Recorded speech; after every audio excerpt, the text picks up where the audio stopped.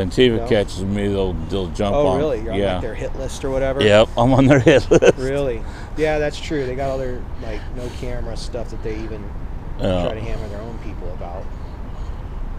Yeah, they tried that shit with me, and I said, no, I'm going to film anyway, and I got jumped, and so did a couple other cop watchers. And cops don't do damn thing to. They just stand there and watch it. Actually, no, they don't. Should've known better. Yeah. Actually, no, it happened when the cops weren't around. Portland police would intervene.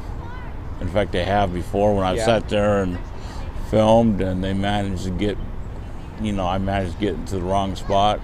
The riot cops would actually make a line in front of me. Oh, well, that's good. Yeah. At least.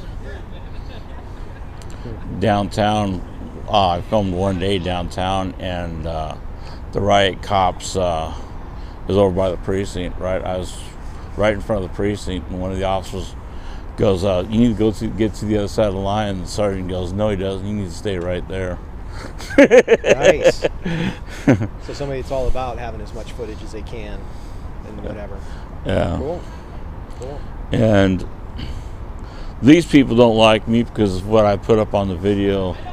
Oh, yeah? Yeah, that they did a video, or they did a protest over there, and I talked to some of the people before the protest, and apparently the lady's not vaccinated, will not wear a mask. Her dad's dying of COVID, and they won't let her in to see him. Well, is that what you think is happening here? Yeah, that's why they're here. So when I talked to him, a little bit of a different story.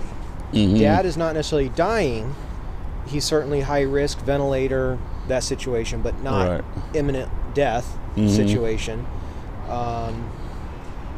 They told me, at least, they threw the caveat, and I did look it up. The website, if you go to Legacy Health and look at their visitor policy, it is flat out no visitors at all, like ICU and places like that. Like that. So there is merit in saying that.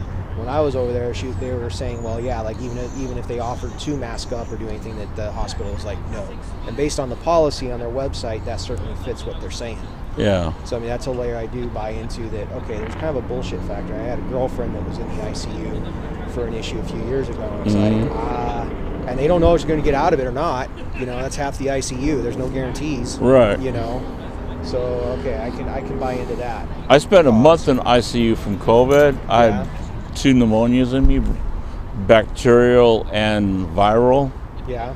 And they didn't think I was going to survive. In fact, my son called and asked when I was going to get out, because my son's like 25. And they asked me if I knew my son. I go, yeah. They go, can we talk to him? I go, yeah.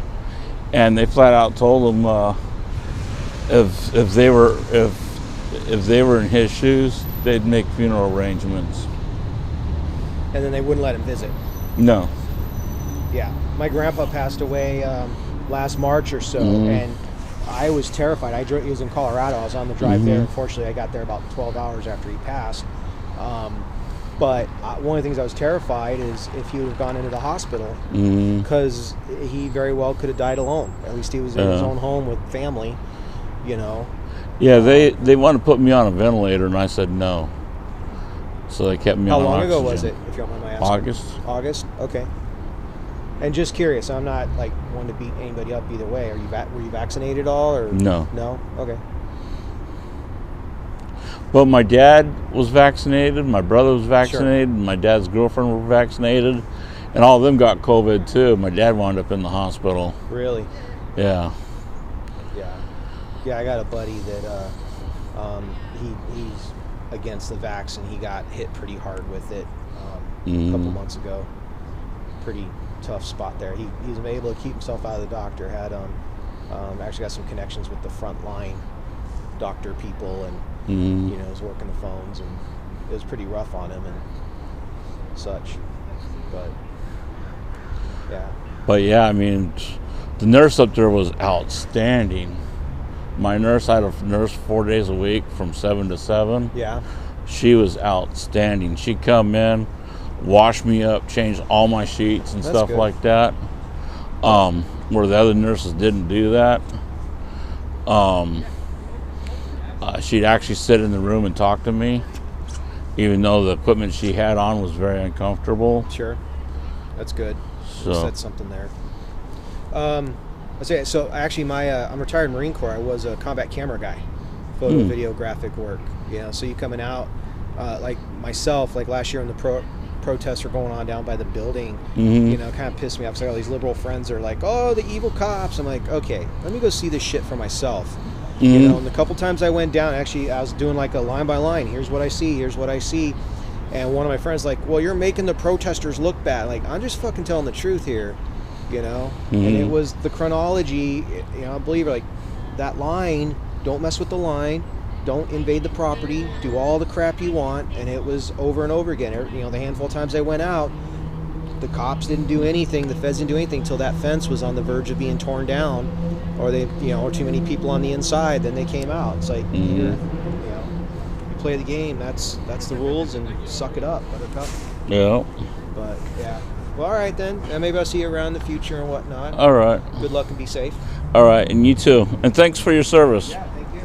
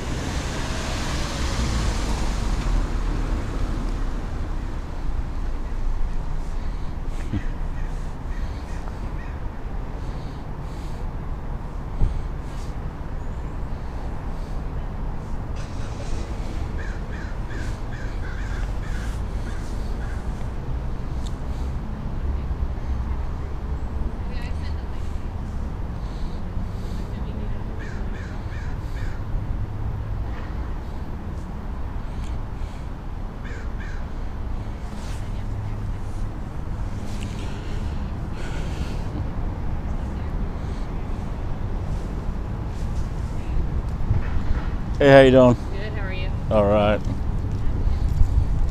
Going down to talk to the protesters? Oh no, I'm going across to get a flu shot. Oh, okay.